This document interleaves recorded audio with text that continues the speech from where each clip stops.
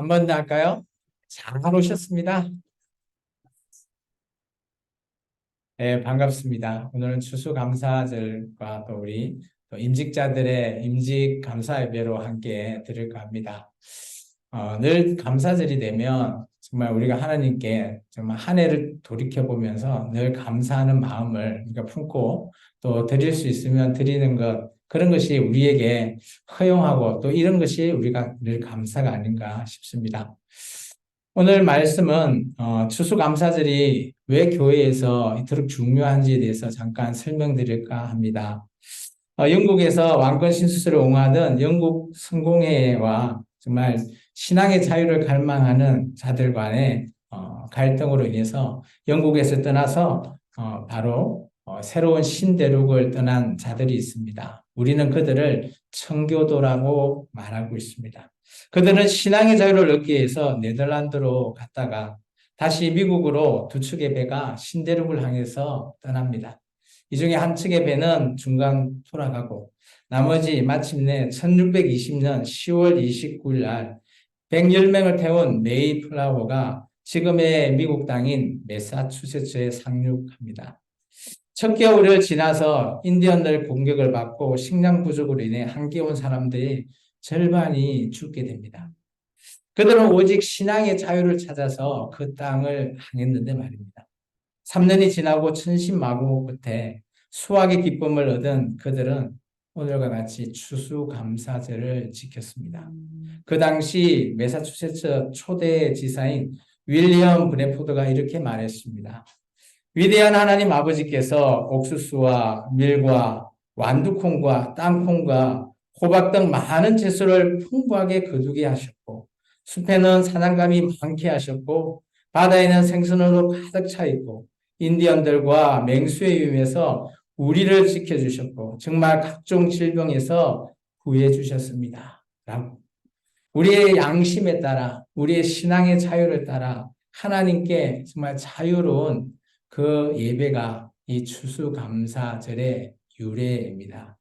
그 후 미국은 초대 대통령 조지 워싱턴에 의해서 1979년 11월 26일 추수감사 주일로 지정하게 됩니다. 그 이후 아브라함 링컨 16대 대통령이 남북전쟁 도중에도 11월 마지막 주 이때를 추수감사절로 지냅니다. 그 후 플랭클린 루즈벨트 대통령이 그날 이 날을 추수감사일을 지금 미국에는 국경일로 지정하였습니다. 지금도 미국에서는 이 추수감사절을 가족과 함께 또 온 공동체와 함께 또 이렇게 추수감사절을 지내고 있습니다.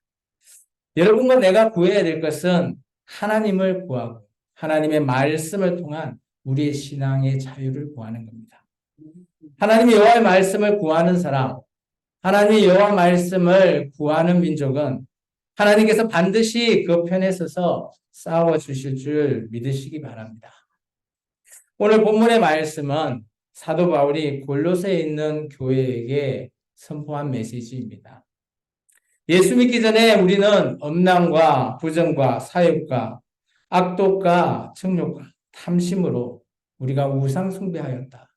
근데 이제는 예수 믿고 난 지금 우리는 긍휼과 자비와 겸손과 온유와 오래 참음의 새 옷을 입었다라고 말하고 있습니다. 예수 믿는 사람은 이렇게 새 옷을 입은 새 사람으로 거듭나야 합니다. 오늘 오신 여러분께서 예수님을 만나기 전인 사람도 있었고 또 예수님을 잘 믿고 있는 사람도 있습니다. 우리의 인생에 예수님이 여러분의 기준이 되시기를 바랍니다. 나의 기준은 예수 믿기 전과 예수 믿고 난 이후에 우리의 인생을 나중에 평가해 보시기 바랍니다. 예수 믿는 사람은 이처럼 누가 나에게 불만이 있으면 용납하고 용서하고 오히려 그 사람을 위해서 기도하고 예수님께서 우리에게 말씀하셨던 것처럼 네 원수까지도 사랑하라. 그 말씀을 우리가 실천하고 있습니다.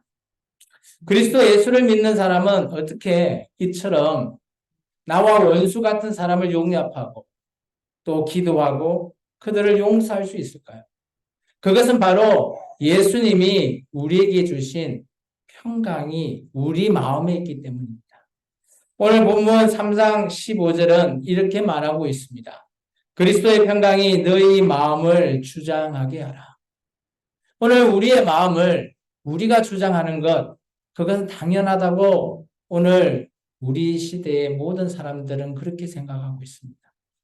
내가 잘나서, 내가 능력이 있어서 여기까지 왔다 라고 말할 수 있습니다. 그런데 내 생각으로, 내 마음으로 내가 누구를 용서하고 사랑한다면 우리는 그 안에 완전한 용서를 이룰 수가 없습니다. 우리 안에 있는 작은 억울함이 생기고 내가 먼저 용서했다라고 하는 그런 교만함이 생기기 때문입니다. 이것은 완전할 수가 없습니다. 오직 예수 그리스도 안에 주신 평강만이 우리를 완전하게 할 수 있습니다. 오직 예수 그리스도의 말씀이 함께 있기에 우리가 오늘 하나님을 찬양할 수 있습니다. 오직 예수 그리스도의 이름으로 우리는 무엇이든지 할 수 있습니다. 오직 예수 그리스도로 말미암아 우리가 감사하는 자도 될 수 있습니다. 바울은 오늘 우리에게 이렇게 말합니다. 감사하는 자가 되라. 여러분, 감사하는 자가 되십시오. 성경에는 많은 선지자들이 하나님의 말씀을 전하고 때로는 억울하고 때로는 매도 맞고요. 때로는 감옥에 갇혀서 힘들어하는 선지자들을 우리가 성경을 통해서 볼 수 있습니다. 그런데 더욱 놀라운 것은 하나님이 주신 메시지를 수용하지 않고 받아들이지 않고 정반대 하나님의 그 뜻을 저버렸던 선지자가 있습니다. 잘 아시겠지만 요나라고 하는 선지자입니다. 요나는 하나님의 뜻과 자기의 뜻이 다르다고 하나님이 가라고 한 그곳을 가지 않고 자기가 원하는 곳으로 가버립니다. 그런데 하나님께서 그 배를 풍랑이 불게 하시고 또 모든 선주들이 놀라서 모든 가지고 있는 것들을 다 내어버리면서 자기의 신들에게 기도하라고 말합니다. 그때 요나 선지자는 배 밑바닥에서 꿀꿀 잠을 잘 자고 있었다고 합니다. 왜 그럴까요? 내가 저 니느웨로 가서 복음을 전해서 그들이 회개하게 되면 나의 원수, 우리 백성의, 우리 민족의 원수들이 회개하게 되면 살 거 아닙니까? 나는 그렇게 하지 못한다. 내가 어떻게 저들을 살릴 거냐? 라고 생각하는 게 요나의 생각이고 우리들의 생각입니다. 그런데 하나님께서 그런 요나를 오늘 많은 선주들이 요나를 바다에 빠뜨리게 되죠. 그것은 요나의 결정입니다. 자기는 배에서 죽지 않으면 물에 빠져서라도 죽겠다라고 생각했기 때문입니다. 이때 하나님께서 큰 물고기를 준비하셨죠. 근데 놀라운 것은 우리가 선지서를 통해서 봤을 때 하나님께 하나님 감사합니다 라고 말한 선지자가 성경에는 요나서밖에 없다라는 사실입니다. 언제 요나가 이렇게 하나님께 감사의 메시지를 전했을까요? 그것은 물고기 뱃속에서 3일 동안 그 어둡고 힘든 그 속에서 하나님 앞에 무릎 꿇고 고백할 때 이렇게 말했습니다. 나는 감사하는 목소리로 주께 제사를 드리며 나의 소원을 주께 갚겠나이다. 구원은 여호와께 속하였나이다. 그렇습니다. 우리는 어떤 문제가 있거나 시련이 있을 때 우리는 슬퍼하거나 우울했으면 안 됩니다. 하나님의 자녀, 하나님의 성도는 먼저 하나님께 무릎 꿇고 감사해야 될 줄 믿습니다. 오늘 요나처럼 하나님 앞에 우리의 생명을 살리거나 죽이시는 분이 바로 하나님이시다라는 것을 깨달았기 때문에 요나는 무릎을 꿇고 하나님 앞에 감사하다라고 기도하였습니다. 그 결과 고백한 요나는 생명을 구원받았습니다. 오늘의 감사의 힘이 얼마나 대단한지 느껴보시기 바랍니다. 감사는 하늘의 문을 여는 열쇠입니다. 시편 100편에 이렇게 얘기하고 있습니다. 감사함으로 그 문에 들어가며 찬송함으로 그의 궁정에 들어가서 그에게 감사하며 그의 이름을 송축할지어다. 이처럼 우리가 하나님 앞에 감사함으로 하나님에 있는 그 성전에 궁정에 들어갈 수 있는 열쇠가 바로 감사라는 겁니다. 이런 감사를 누군가는 알 수 있고요. 누군가는 알지 못한다는 겁니다. 따라서 혹자는 이렇게 말합니다. 감사는 숨겨진 보물이다. 왜 그럴까요?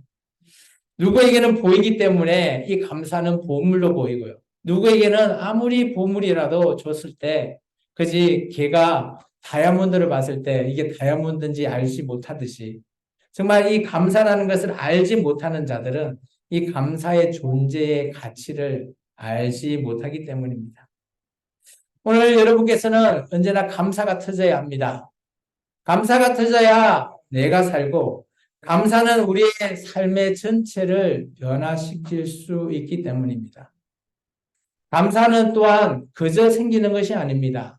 우리의 삶 가운데 우리가 또한 훈련으로 감사를 할 줄 알아야 됩니다. 여러분은 하루에 감사합니다를 몇 번 정도 말하고 있습니까? 한번 세워보시기 바랍니다. 간혹 우리가 매일매일 하루를 돌이켜 봤을 때 내가 누군가에게 감사합니다 라고 한 10번 이상 말한 적 있습니까? 아마 10번 이상 말하는 자가 없을 것 같습니다. 쉽지 않죠. 요즘 같은 시대에 감사합니다 라고 말하는 자가 몇이나 될까요? 그런데 오늘 놀라운 거는 이런 감사를 하루에 10번 이상 해보십시오. 여러분의 삶이 바뀌게 되고 변화의 시작이 될 것입니다. 데살로니가전서 5장에는 이렇게 얘기하고 있습니다. 항상 기뻐하라. 쉬지 말고 기도하라. 범사에 감사하라. 이것이 그리스도 예수 안에서 너희를 향하신 하나님의 뜻이라고 말하고 있습니다. 여러분, 감사하십시오. 감사하고 또 감사하십시오. 기도하겠습니다. 주님 감사합니다. 오늘도 이 귀한 말씀을 통해서 하나님의 뜻을 알게 하시고